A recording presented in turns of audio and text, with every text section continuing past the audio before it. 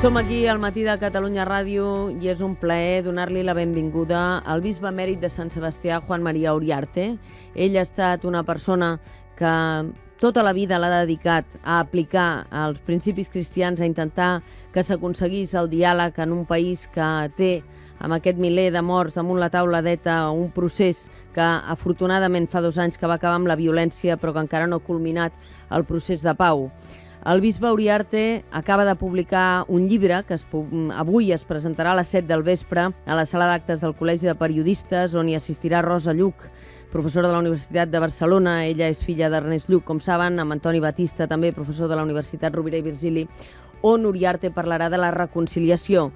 I li vam demanar, bisbe Uriarte, bon dia. Bon dia. Si us plau, vingui aquí, que volem parlar d'aquesta qüestió. Aquí tenemos que hablar de reconciliación porque, de algún modo, es una asignatura incluso pendiente en la España después de la guerra civil, después de la dictadura. ¿Hemos sabido hacer esa reconciliación necesaria en los procesos de ruptura?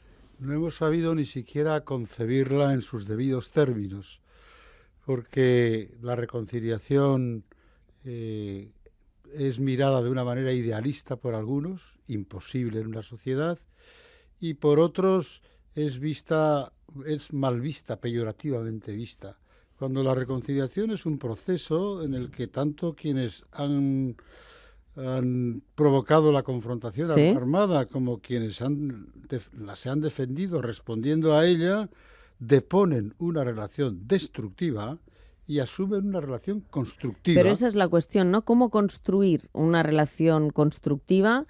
Quiere decir, de algún modo, partir de cero, ¿no?, para poderse reconciliar. Bueno, en primer lugar, deshacer la confrontación destructiva, cuyas características son muy claras.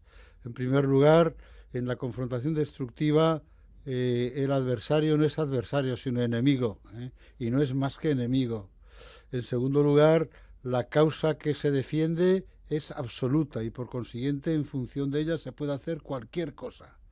Sí, y como consecuencia, pues esta relación destructiva hay que destruirla, deshacerla, para poder sobre sus cimientos organizar una posición constructiva que se caracteriza por mirar al pasado, pero de otra manera, reconociendo lo que en el pasado no se ha hecho bien.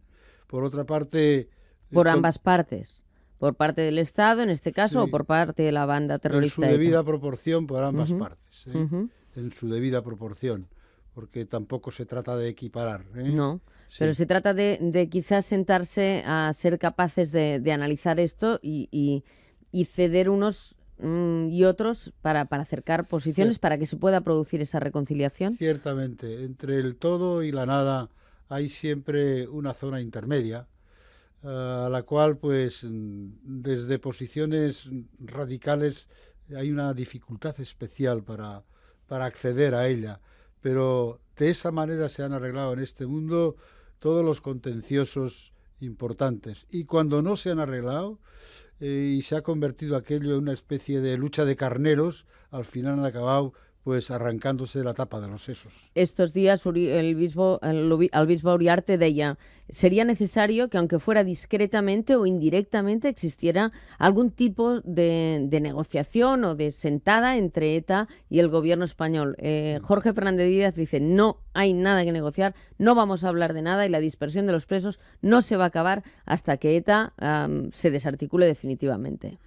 Sí, en realidad yo creo que algún tipo de contacto sería conveniente, directo o indirecto incluso, ciertamente discreto, pero sería necesario algún tipo de contacto para poder, porque es verdad que ETA tiene que dar unos pasos, pero esos pasos hay que ayudarle a darlos, y ciertamente un diálogo en el que no se tratara de ninguna temática política, para la cual ETA no tiene ninguna legitimidad, pero un diálogo o unos contactos indirectos quizá y discretos, como digo, en los cuales se pudiera hablar de presos, de víctimas, de gente que ha huido, etcétera. todo esto, toda esta problemática se pudiera hablar. Cuando usted hizo de mediador en el proceso de paz del 98, cuando estaba en el gobierno José María Aznar, ese fue el trabajo, ¿no? Hacer de mediadores entre partes que no Sí. quieren, no quieren sentarse a negociar, pero en ese momento había una disposición a hacerlo, ¿no? Eso es. Y además en tiempo en que de plena actividad por parte de ETA y también por parte de las fuerzas de seguridad del Estado.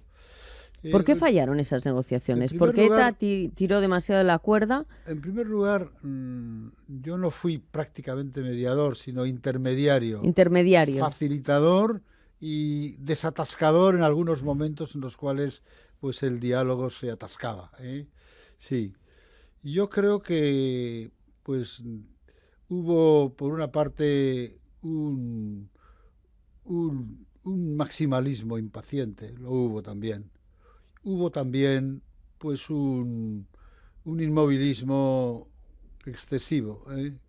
Y la suma Por de los parte dos. de las dos bandas, de ETA Yo, y también del Estado. sí, yo creo que la impaciencia maximalista fue por parte de ETA, fundamentalmente. Ujú. Pero bueno, pues los mediadores los interlocutores que Aznar envió, pues tampoco se sentían ellos con autoridad para dar pasos que ayudaran.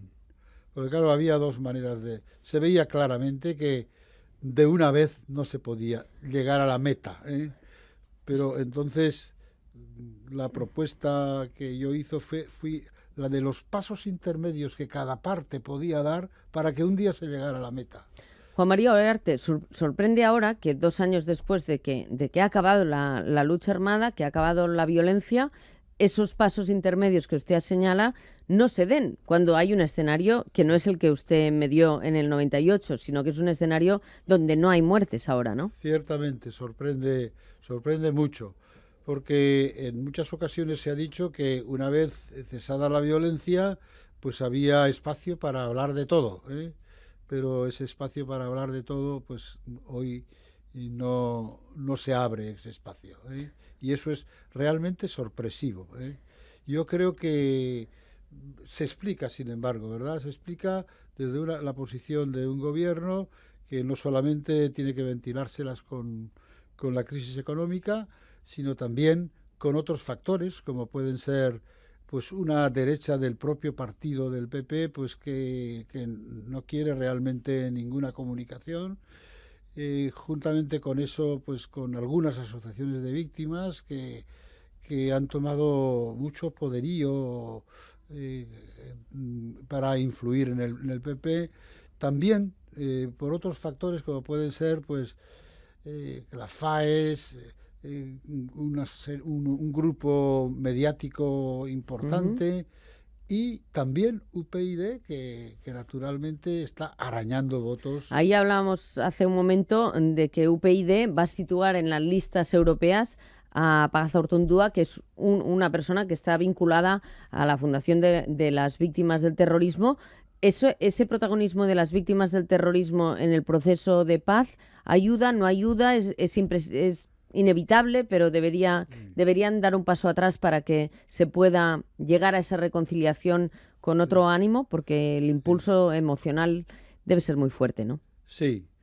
Ciertamente, pues las víctimas del terrorismo son el rostro más desgarrador que ha quedado de los 50 años de confrontación.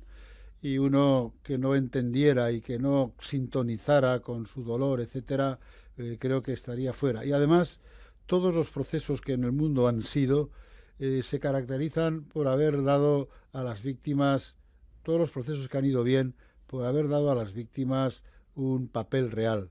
Otra cosa es que las víctimas tienen derecho a una palabra cualificada, ¿eh?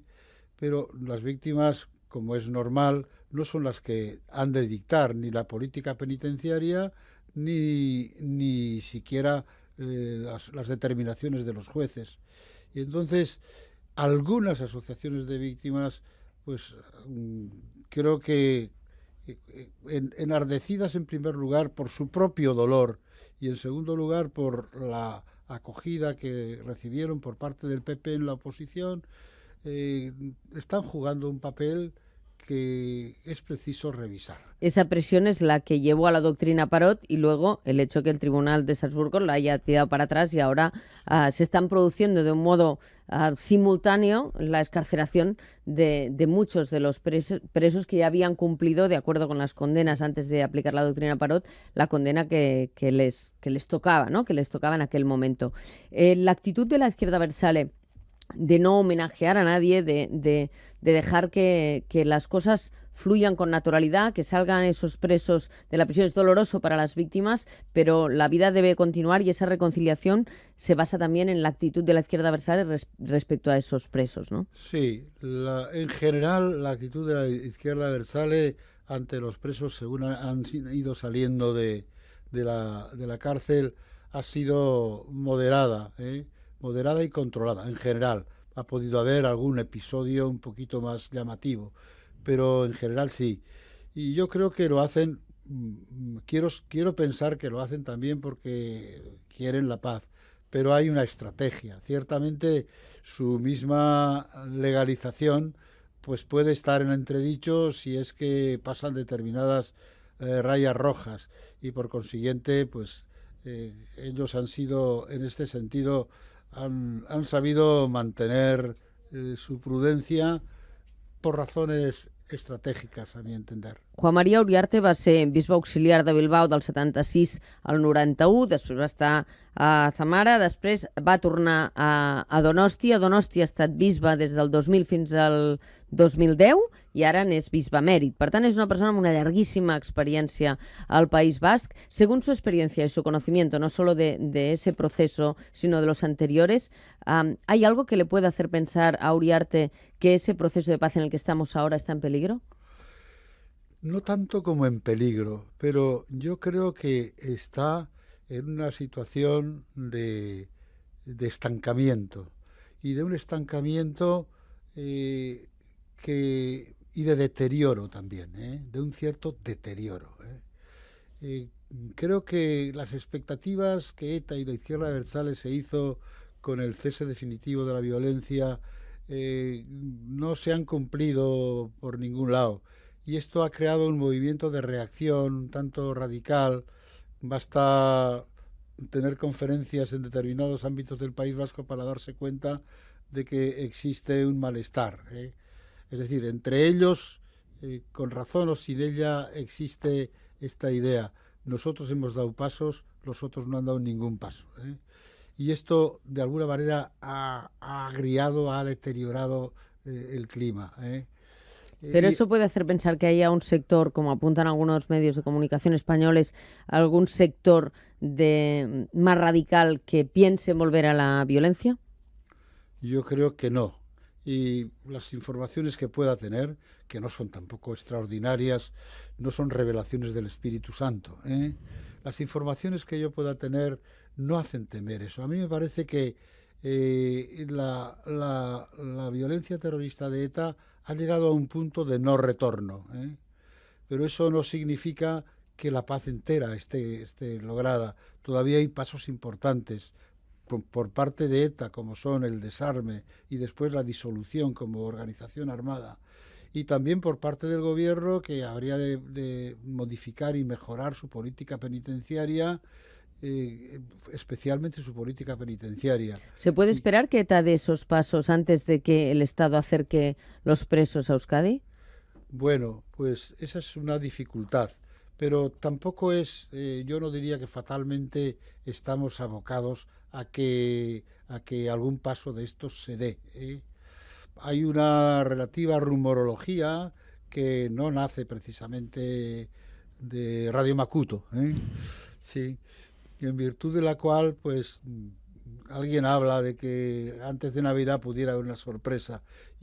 Una sorpresa por parte de, porque por parte de ETA, sí. De ETA. Sí, pero yo no le doy mucha credibilidad a esa rumorología. No le doy casi ninguna credibilidad. ¿Que entregaran las armas antes de Navidad?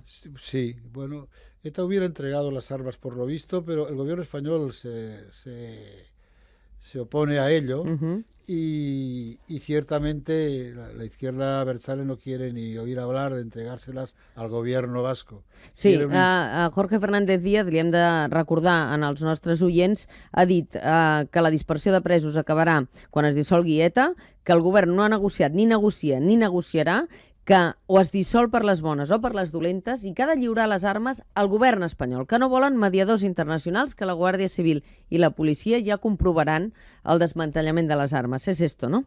Que ETA querría que hubiera una validación de un mediador internacional, ¿no? Sí, eso es. En realidad no se sabe por dónde va a discurrir ese asunto.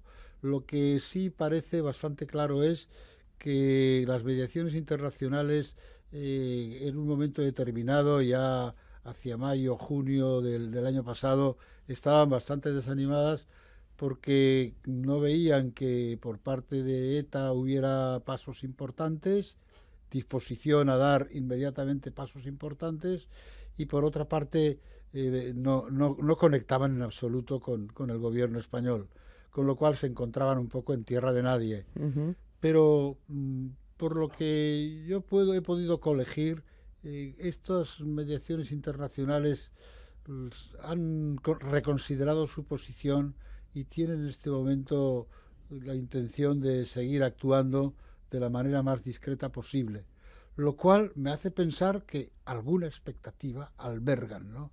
Expectativa que yo no conozco. No conozco los contenidos de las gestiones que puedan estar haciendo, pero sí, diríamos, sé que viven. Sabe que existen. Otra cuestión, ¿hay que pedir perdón? Es decir, una de las cuestiones que siempre se ha puesto encima de la mesa es eso de que la izquierda abertzale y naturalmente ETA debe pedir perdón por el daño que ha hecho y también el Estado por los errores o excesos que haya podido cometer. ¿Eso es necesario para la reconciliación? Vamos a ver, la verdad de todo lo ocurrido, de todo, no solamente lo que ha hecho ETA, sino lo que en algunas ocasiones, en respuesta a esta provocación de ETA, se han cometido abusos por parte de las fuerzas de seguridad del Estado y se ha cometido también se ha cometido también un terrorismo de respuesta por parte de sí, el otro día veíamos como dos víctimas, una víctima de ETA y una víctima de los GAL, del caso de los GAL. Familiares se encontraban para hacer ese esfuerzo de reconciliación, ¿no? Sí. Entonces, repítame la pregunta porque... No, digo que ese perdón es necesario, pedirse perdón es necesario para la reconciliación. Yo creo que lo mismo que la verdad y la justicia, el diálogo y el perdón son 4 valores sin los cuales no existe una reconciliación realmente asentada y arraigada, no existe. Y por consiguiente, curiosamente con el perdón sucede que no hay ninguna ley que pueda obligar a nadie ni a pedir perdón ni a perdonar, y sin embargo el perdón es una realidad necesaria para una reconciliación social, y no digamos nada para una reconciliación interpersonal, porque ambas reconciliaciones se condicionan mutuamente. La Conferencia Episcopal Española, obispo Uriarte, ayuda con Rocco Varela en primera fila a ese espíritu que usted está defendiendo aquí, o a usted le ha generado problemas su actitud de trabajo en los procesos para conseguir la paz en Euskadi con una Conferencia Episcopal Española que se alinea habitualmente con las posturas del Partido Popular en el gobierno? No cabe duda de que la situación en la que uno vive, la sociedad y la cultura en la que uno está, pues condiciona no es que determina, pero sí condiciona los posicionamientos. Tampoco cabe duda de que la sensibilidad existente más abajo del Ebro y por encima del Ebro son sensibilidades diferentes. Y yo coincido en las cosas fundamentales de la fe, pues con el cardenal Rouco y con todo el episcopado. Y eso además no ha impedido una relación pues de familiaridad y de confianza, porque fuimos nombrados obispos el mismo día. Qué trayectorias tan diferentes. Hemos estado juntos, a veces hemos actuado uno tras el otro en la conferencia episcopal, con posiciones o concordantes o discrepantes, ¿verdad? Y entonces eso no hace no impide en absoluto el que yo pueda un día ir a comer o a cenar con él, dormir en su casa y hablar con naturalidad.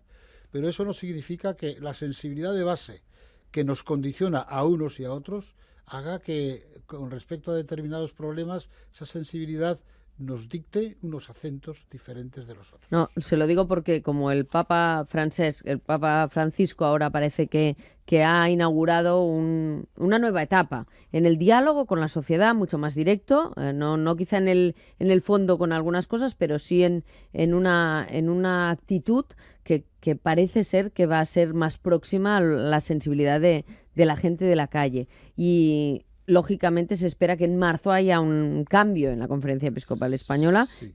quizá con la esperanza, usted me dirá, de que al frente de la Conferencia Episcopal Española haya un cardenal con más sentido de la proximidad con los problemas reales de la sociedad, ¿no? Un cardenal, un arzobispo, un obispo, puede ser O quien sea, sí, sí. puede ser cualquiera. No sería el primer caso, porque el obispo Blázquez, siendo obispo de Bilbao, fue presidente de la conferencia.